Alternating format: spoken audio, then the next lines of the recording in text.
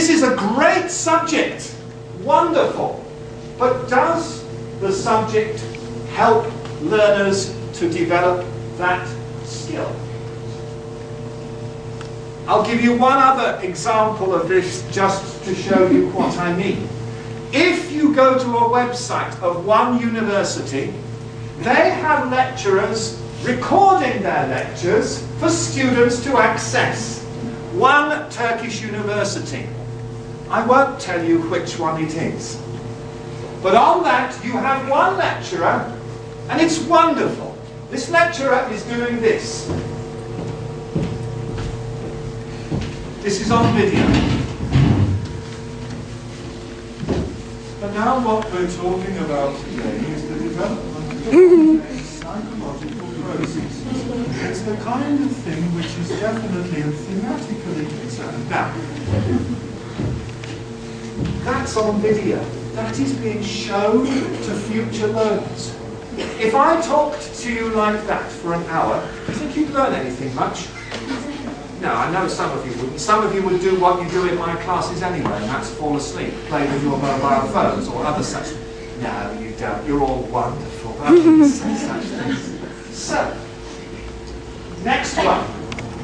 Learning is a collaborative process. Do you know what collaborative means? Yes. Collaborative means not only you learn, but we learn as well.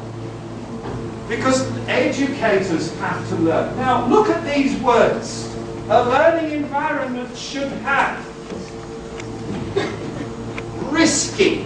Do you know what taking risks means? That means doing something different. Doing something out of the ordinary. Taking risks.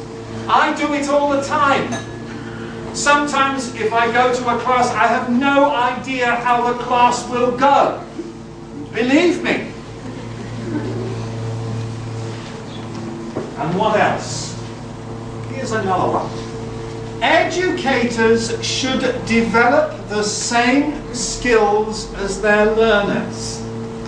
Which is to say, educators need to develop foreign language and communicative skills. Educators need to develop social skills. Educators need to learn how to behave in different situations. Educators need to learn how to treat learners so as to get their confidence. And educators need analytical skills. Because there's a familiar phrase in English. Some of you may know it. You scratch my back and I scratch yours. Not that I'm going to go around scratching anybody's back today, because it would take too long. But for those of you who don't know what it means is, if the educator asks you to do something, he or she should be able to do it as well. If not, that isn't learning. And so what you need for a program and a learning experience is for educators to rethink what they're doing. Do not be satisfied with what they've got. Try to encourage your learners. And that means how you can become good teachers inspire. You notice that word inspire? Good teachers don't teach you everything there is to know about quantum physics. Good teachers don't teach you everything you know about literature. Good teachers make people think, hey, I can do this. Hey, I'm good. And now, here's a couple of little phrases which I wish everybody could understand. Learning happens anywhere, at any time, in any place. When you are sitting in front of the computer, Facebooking. MSN is a bit old-fashioned now, so I'm not calling MSN. I know I'm old-fashioned, but I know that MSN isn't that popular. When you are sitting there Facebooking, when you are playing around with your BlackBerry, iPad 2. Anybody got an iPad 2? Anybody got? You got an iPad 2? Hello,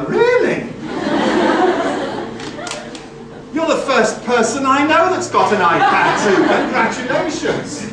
You'll have to find out where you got it from later. But while you are playing with your iPad 2, God, I envy you. Anyway, while you are playing with your iPad 2, suddenly you might get this moment. And you might suddenly realize you would learn something about what you're doing and why you're doing it. And we learn in individual ways. Everybody learns differently. Everybody has different ways of learning. So even those of you who perhaps do not like the idea of doing assignments on time, even those of you who don't like coming to class, you can find a way of learning in a different way. Let's go on. The classroom is a place for sharing learning experiences, not imposing. Imposing means you don't tell people what to do. You actually try and share ideas. You share things. You exchange ideas. You negotiate. Not like that teacher in the picture. See the teacher in the picture? 2 and 2, 3 times 4, etc. This is how not to do it. And there are 3 things you may need to do. Join hands, work together, and learn together, and then you might achieve a learning experience. Now, it's all very well. You've all been sat there, nice and passively, listening and laughing and doing other things. But you don't think that I would leave this talk without asking you to do something, do you? Now, stand up, all of you. Everybody stand up.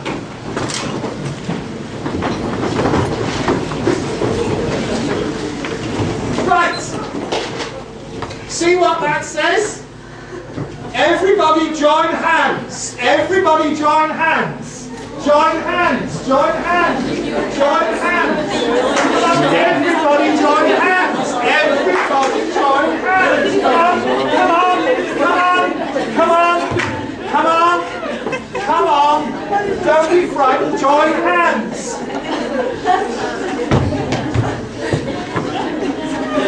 Right.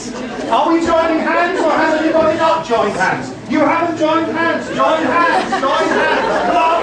Come on. Have we joined hands? We have. You're joining hands. Good. I'm glad. Right.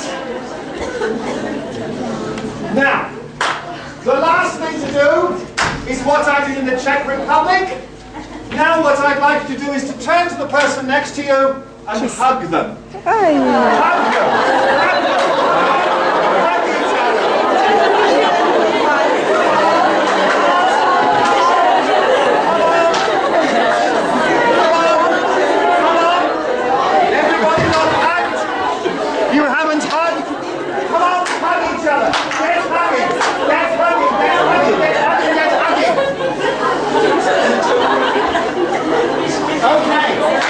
Thank you very much. Now that,